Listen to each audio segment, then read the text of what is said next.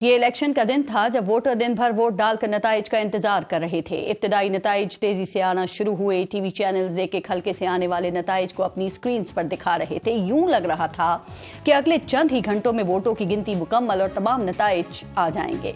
तमाम लड़ने वालों की जीत हार का ऐलान कर दिया जाएगा, लेकिन फिर अचानक हालात बदल गए और नताइज आने का सिलसिला रुक गया। पूरे पाकिस्तान में चहमगोइयां शुरू हो गई। अफवाहों का बाजार गर्म हो गया कि सियासी इंजीनियरिंग शुरू हो गई है। अब नताइज बदले जाएंगे। अवाम में बेचैनी बढ़ रही थी, लेकिन नताइज आने का दोबारा आगाज नहीं हो रहा था। फिर इलेक्शन कमीशन की तरफ से ऐलान सामने आया कि रिजल्ट देने वाला सिस्टम ओवरबर्डन होने की वजह से बैठ गया है।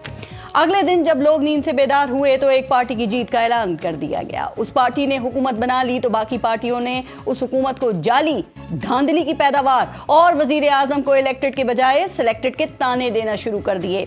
हुकूमत बनने के बाद चल पड़ी, लेकिन ऑपोजिशन ने नताइज को मुस्तरद किया और एहतजाज शुरू किया तो हुकूमत ने ऑपोजिशन के अहम रहनुमाओं को जेलों में डालना शुरू कर दिया और देखते ही देखते ऑपोजिशन पार्टी के दर्जनों रहनुमा कैद कर दिए गए।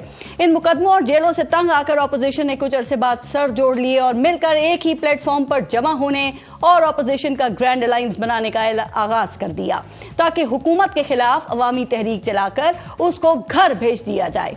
यह इत्तेहाद बना, अवामी तहरीक चली, शहर शहर एहतजाजी जलसे हुए और आखिरकार ऑपोजिशन कामयाब हुई, हुकूमत गिर गई और साथ ही तहरीक चलाने वाली ऑपोजिशन हुकूमत में आ गई।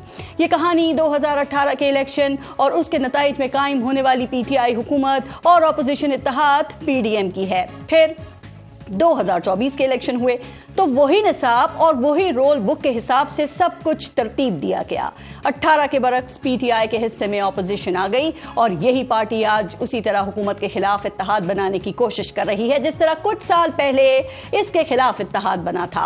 मुस्लिम लीग नून और पाकिस्तान पीपल्स पार्टी ने बड़ी पार्टियां होने के बजाय उस इत्तेहाद का ताज मौलाना के सर पे सजा दिया था, तो मौलाना आज भी ऑपोजिशन में हैं और ग्रैंड अलायंस के लिए रजामंद दिखाई दे रहे हैं। क्या पाकिस्तान तहरीक इंसाफ मौलाना को इस इत्तेहाद की सरबराही देने का फैसला करेगी? क्या यह इत्तेहाद बन भी पाएगा? क्या ऑपोजिशन का इत्तेहाद अवामी तहरीक चला भी पाएगा? क्या ऑपोजिशन इत्तेहाद इस मुंहजोर हुकूमत को बैकफुट पर ला सकेगी? और सबसे अहम सवाल यह कि क्या ऑपोजिशन इत्तेहाद अपनी तारीख दोहराते हुए हुकूमत गिराने में कामयाब हो जाएगा या हुकूमत फिर कोई ऐसी चाल चलेगी कि मौलाना उनके साथ आने पर राजी हो जाएंगे और ऑपोजिशन का यह इत्तेहाद बनने से पहले ही टूट जाएगा। ये इलेक्शन का दिन था जब वोटर दिन भर वोट डालकर नताइज का इंतजार कर रहे थे। इब्तदाई नताइज तेजी से आना शुरू हुए। टीवी चैनल्स एक हल्के से आने वाले नताइज को अपनी स्क्रीन्स पर दिखा रहे थे। यूं लग रहा था कि अगले चंद ही घंटों में वोटों की गिनती मुकम्मल और तमाम नताइज आ जाएंगे। तमाम लड़ने वालों की जीत हार का ऐलान कर दिया जाएगा, लेकिन फिर अचानक हालात बदल गए और नताइज आने का सिलसिला रुक गया। पूरे पाकिस्तान में चहमगोइयां शुरू हो गई। अफवाहों का बाजार गर्म हो गया कि सियासी इंजीनियरिंग शुरू हो गई है। अब नताइज बदले जाएंगे। अवाम में बेचैनी बढ़ रही थी, लेकिन नताइज आने का दोबारा आगाज नहीं हो रहा था। फिर इलेक्शन कमीशन की तरफ से ऐलान सामने आया कि रिजल्ट देने वाला सिस्टम ओवरबर्डन होने की वजह से बैठ गया है।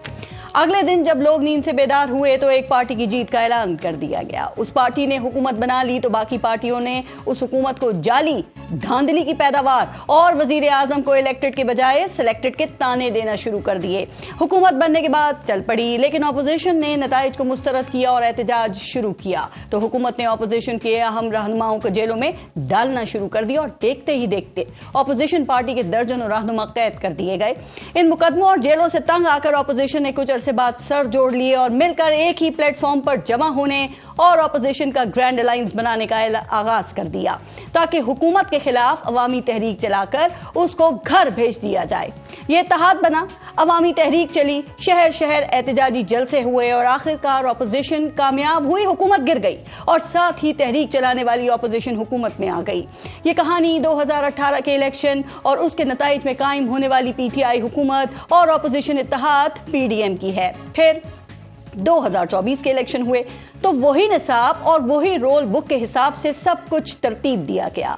18 के बरक्स पीटीआई के हिस्से में ऑपोजिशन आ गई और यही पार्टी आज उसी तरह हुकूमत के खिलाफ इत्तेहाद बनाने की कोशिश कर रही है जिस तरह कुछ साल पहले इसके खिलाफ इत्तेहाद बना था।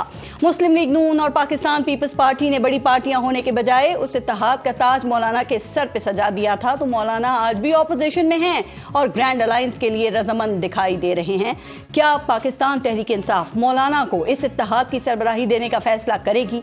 क्या ये इत्तेहाद बन भी पाएगा? क्या ऑपोजिशन का इत्तेहाद अवामी तहरीक चला भी पाएगा? क्या ऑपोजिशन इत्तेहाद इस मुंहजोर हुकूमत को बैकफुट पर ला सकेगी? और सबसे अहम सवाल ये कि क्या ऑपोजिशन इत्तेहाद अपनी तारीख दोहराते हुए हुकूमत गिराने में कामयाब हो जाएगा, या हुकूमत फिर कोई ऐसी चाल चलेगी कि मौलाना उनके साथ आने पर राजी हो जाएंगे और ऑपोजिशन का ये इत्तेहाद बनने से पहले ही टूट जाएगा। ये इलेक्शन का दिन था जब वोटर दिन भर वोट डालकर नताइज का इंतजार कर रहे थे। इब्तदाई नताइज तेजी से आना शुरू हुए। टीवी चैनल्स एक एक हल्के से आने वाले नताइज को अपनी स्क्रीन पर दिखा रहे थे। यूं लग रहा था कि अगले चंद ही घंटों में वोटों की गिनती मुकम्मल और तमाम नताइज आ जाएंगे। तमाम लड़ने वालों की जीत हार का ऐलान कर दिया जाएगा, लेकिन फिर अचानक हालात बदल गए और नताइज आने का सिलसिला रुक गया। पूरे पाकिस्तान में चहमगोइयां शुरू हो गई। अफवाहों का बाजार गर्म हो गया कि सियासी इंजीनियरिंग शुरू हो गई है। अब नताइज बदले जाएंगे। अवाम में बेचैनी बढ़ रही थी, लेकिन नताइज आने का दोबारा आगाज नहीं हो रहा था। फिर इलेक्शन कमीशन की तरफ से ऐलान सामने आया कि रिजल्ट देने वाला सिस्टम ओवरबर्डन होने की वजह से बैठ गया है।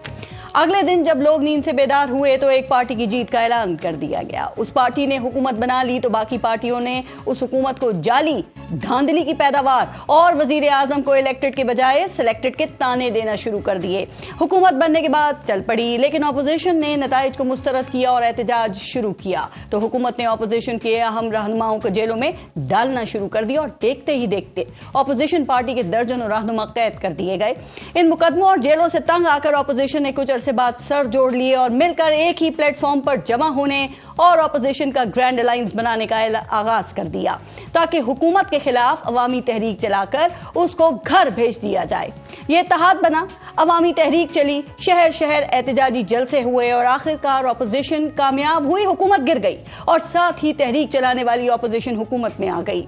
ये कहानी 2018 के इलेक्शन और उसके नताइज में कायम होने वाली पीटीआई हुकूमत और ऑपोजिशन इत्तेहाद पीडीएम की है। फिर 2024 के इलेक्शन हुए तो वही निसाब और वही रोल बुक के हिसाब से सब कुछ तरतीब दिया गया। 18 के बरक्स पीटीआई के हिस्से में ऑपोजिशन आ गई और यही पार्टी आज उसी तरह हुकूमत के खिलाफ इत्तेहाद बनाने की कोशिश कर रही है जिस तरह कुछ साल पहले इसके खिलाफ इत्तेहाद बना था। मुस्लिम लीग नून और पाकिस्तान पीपल्स पार्टी ने बड़ी पार्टियां होने के बजाय उस इत्तेहाद का ताज मौलाना के सर पे सजा दिया था, तो मौलाना आज भी ऑपोजिशन में हैं और ग्रैंड अलायंस के लिए रजामंद दिखाई दे रहे हैं। क्या पाकिस्तान तहरीक इंसाफ मौलाना को इस इत्तेहाद की सरबराही देने का फैसला करेगी? क्या ये इत्तेहाद बन भी पाएगा? क्या ऑपोजिशन का इत्तेहाद अवामी तहरीक चला भी पाएगा? क्या ऑपोजिशन इत्तेहाद इस मुंहजोर हुकूमत को बैकफुट पर ला सकेगी? और सबसे अहम सवाल ये कि क्या ऑपोजिशन इत्तेहाद अपनी तारीख दोहराते हुए हुकूमत गिराने में कामयाब हो जाएगा, या हुकूमत फिर कोई ऐसी चाल चलेगी कि मौलाना उनके साथ आने पर राजी हो जाएंगे और ऑपोजिशन का ये इत्तेहाद बनने से पहले ही टूट जाएगा?